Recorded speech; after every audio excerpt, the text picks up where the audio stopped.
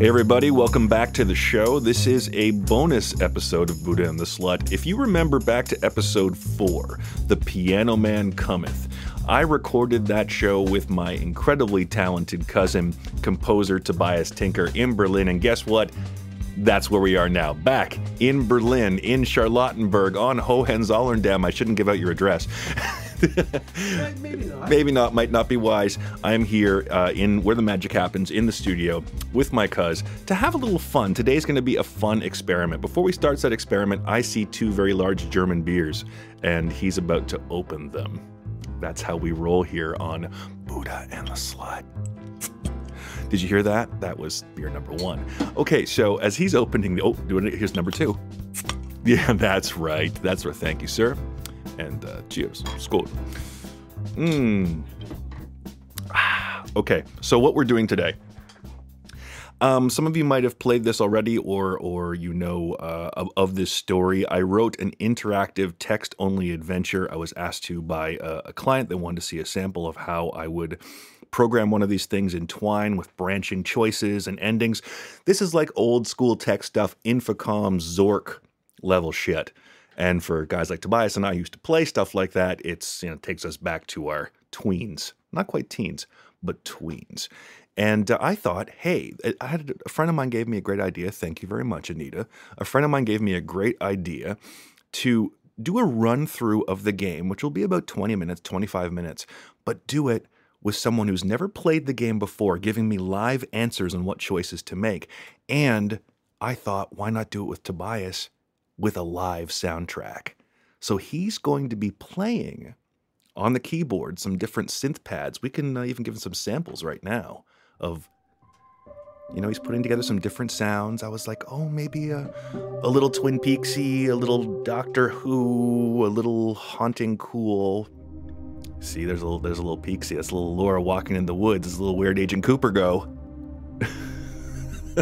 You should see his mad scientist face right now, if only this was video. A little haunting, a little high-end, a little ethereal.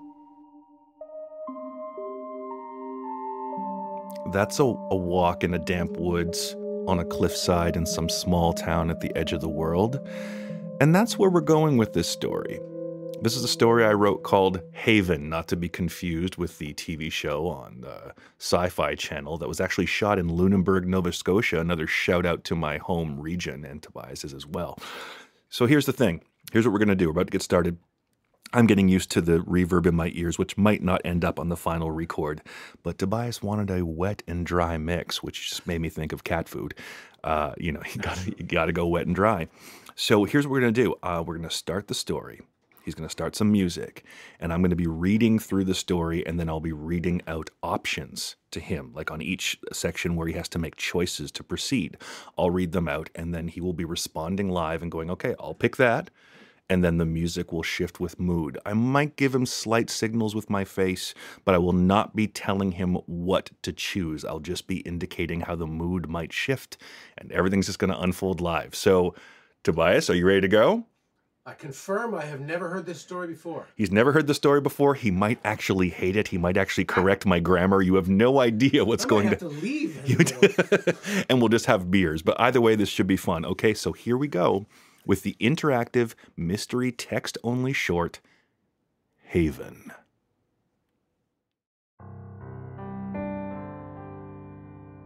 Dry leaves twist and flutter down from dead branches as you follow the path. Wind howls through the maples and birch, carrying a harsh chill from the waters beyond. It's an hour's drive from town on a good day. Double that with the storm season in full swing, but these folks wouldn't dare ask for help, especially from cops, unless it was serious. Jesus Christ, if this ain't bigger than the cougar sighting of 1996. The trail banks into a root-covered clearing. On the far side, a brass bell hangs from a polished square of wood. It's nailed to a gnarled tree at the mouth of a narrow lane. The lane is fringed with bleached rocks and driftwood. From where you stand, it looks like a road of bones. Your choices are to ring the bell, examine the area, or check in with the station. Examine the area. The clearing is a near-perfect circle. The old trees were torn out soon after the founders began building, but they couldn't stop neighboring roots from reclaiming the territory. The tree at the head of the path looks like something out of a fairy tale, hulking and twisted, with a dark hole in its trunk, a wailing, rotting mouth. The brass bell hangs from a carved sign that reads, Haven. The white-fringed path leads over a mossy ridge and far out of sight. Do you ring the bell, proceed down the path, or check in with the station? Ring the bell. You stumble on a fat root, almost dropping your phone. Stupid, you mutter to yourself, knowing the block of plastic and glass is your lifeline, especially if the roads flood, or worse. A handwritten note on the bell reads, Please ring and wait for attendant. You grab the thick knot of rope hanging from the bell and give it a firm shake. An eerie dang fills the clearing and rolls through the woods. Now you're nothing if not obedient, so you wait, or you proceed down the path, or you check in with the station.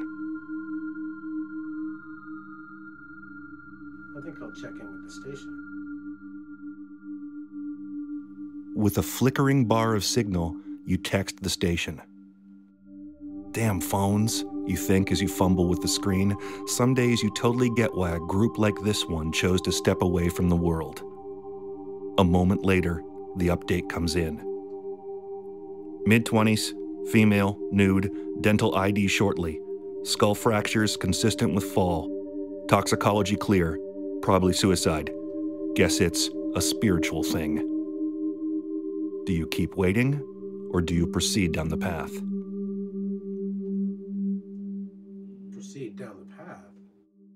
All right. You proceed down the path, confident that any violation of decorum will be forgiven once this mess is cleaned up. The phone blinks with the last message from HQ. A goddamn dead girl who went cliff diving, naked, in November. Weird shit. Even weirder considering where it happened. You lift your head from the phone, startled by a hooded figure. Delicate hands pull back the hood to reveal a shaved head and sharp-boned face. With a stern look, the pale young woman raises a finger to her lips and motions for you to follow. Do you follow in silence, or say, "Don't worry, I know the rules"? Follow in silence. The robed girl turns away, pacing ahead and ignoring you. You were briefed on their rules before you came. Only the leader speaks, and even then, it's rarely to men. But one of their own now is dead, so there are bigger rules at play. You follow her over the ridge and spot the compound. It's a towering timber lodge above the eastern shore, draped in billowing white canvas and studded with tiny A-frame cabins for its guests. This is Haven. Door number 2. Okay. If the bluntness was meant to catch the robed girl off guard, she doesn't show it. Instead, she regards you with something akin to grim curiosity before pulling the canvas aside. You turn to take in the scene and notice there's not a single bird in the sky or in the trees. You step to the entrance, thankful for the shelter in the face of the coming storm. And now there's only one option. We enter. The goddess is in you. That message is burned into a massive beam running the width of the hall. Alcoves are on both sides, and they're lit by oil lanterns the statues and paintings held within, awash in golden hues. Queens, empresses, warrior maidens, archetypes of feminine power. Thunder rolls beyond the lodge's walls, and dark clouds wrestle within an oval skylight high overhead. You feel your phone vibrate. Another message. Your daughter smiles back at you from the phone's home screen. The blonde curls and cherubic face and soulful blue eyes, so gentle and trusting. You wonder what in the world could ever steer souls like hers to a place like this.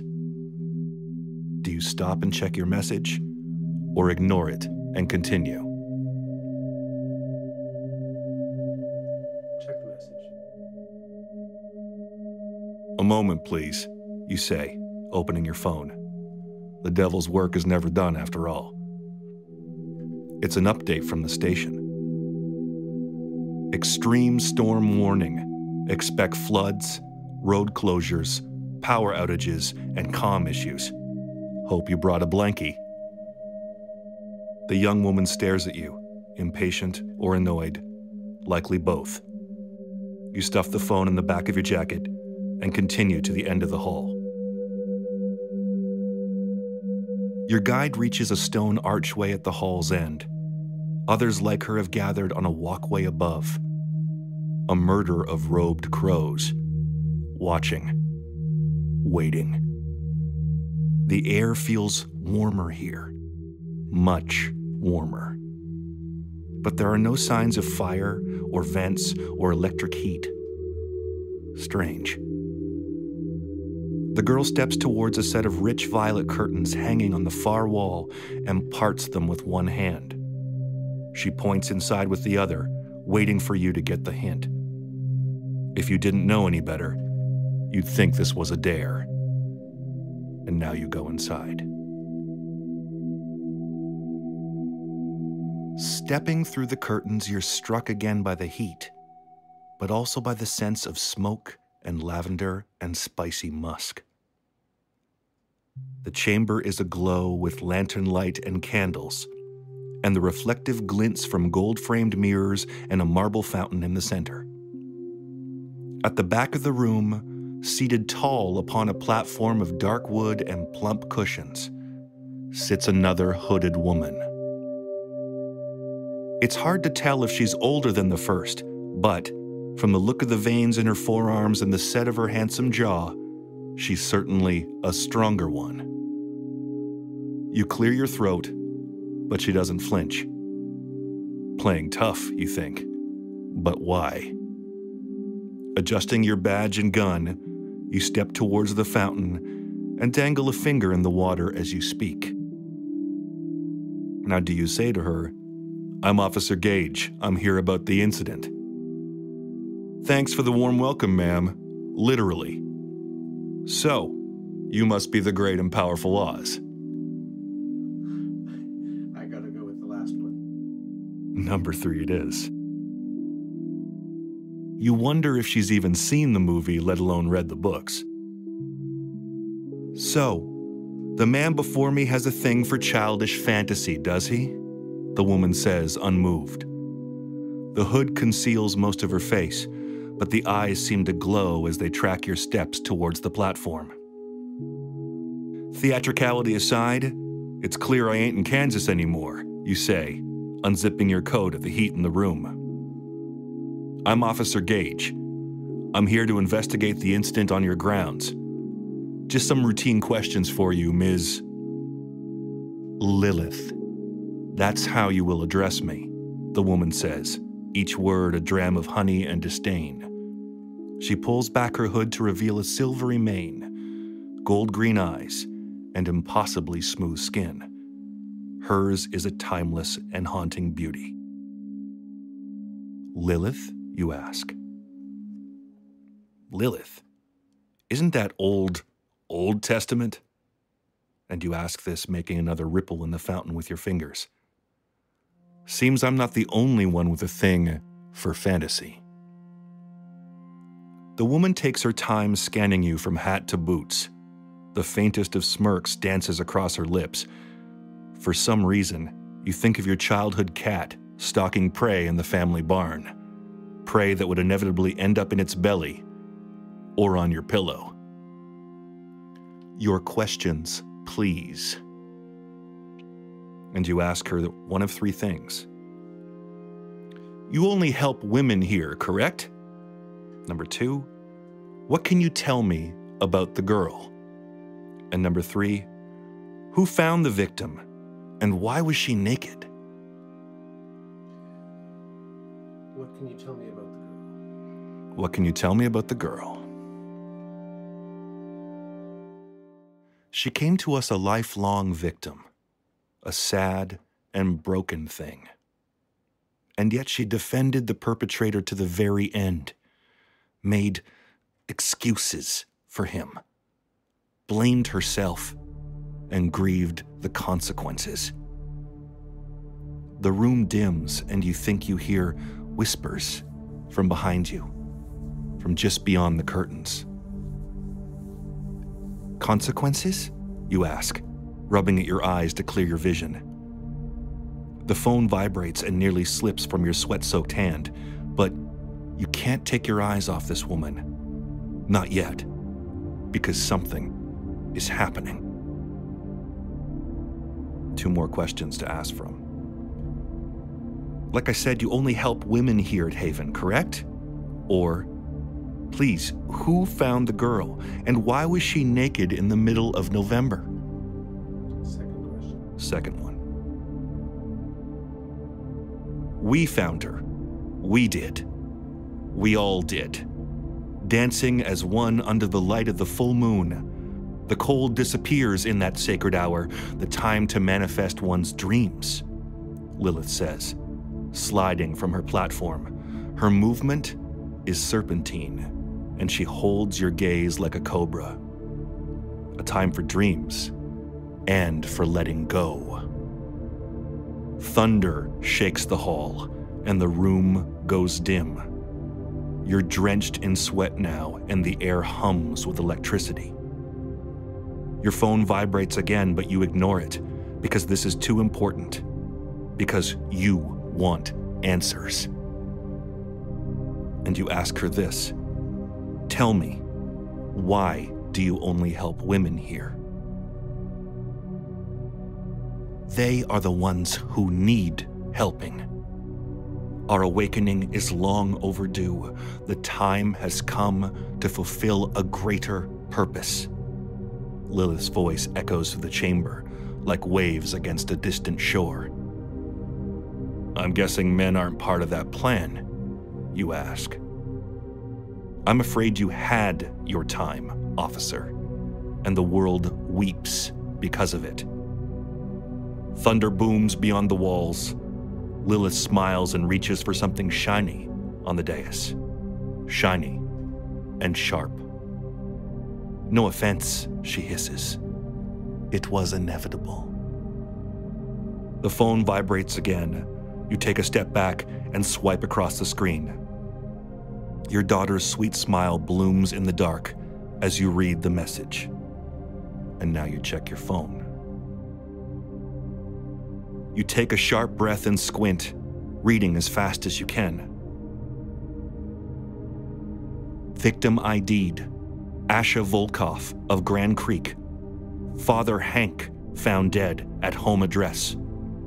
Child porn studio uncovered in barn. Heavy stab wounds to chest, neck, groin. Evidence of multiple attackers and weapons.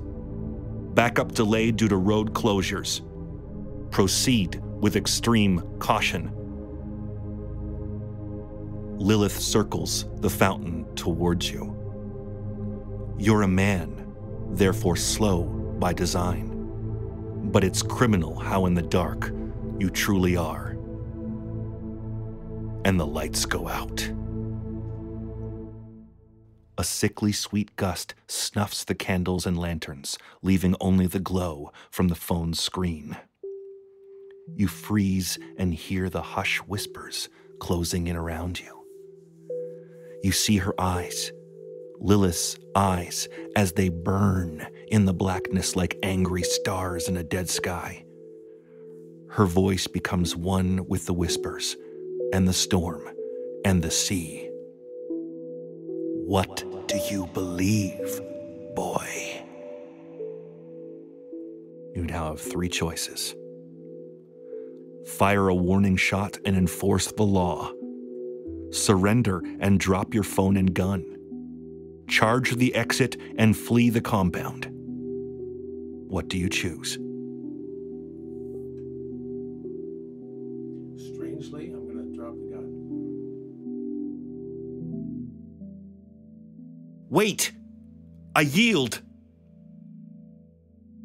You kneel, lower your gun and phone slowly to the floor, and place your hands behind your head. Do we have a coward in our midst? A shame. They taste milky and sour.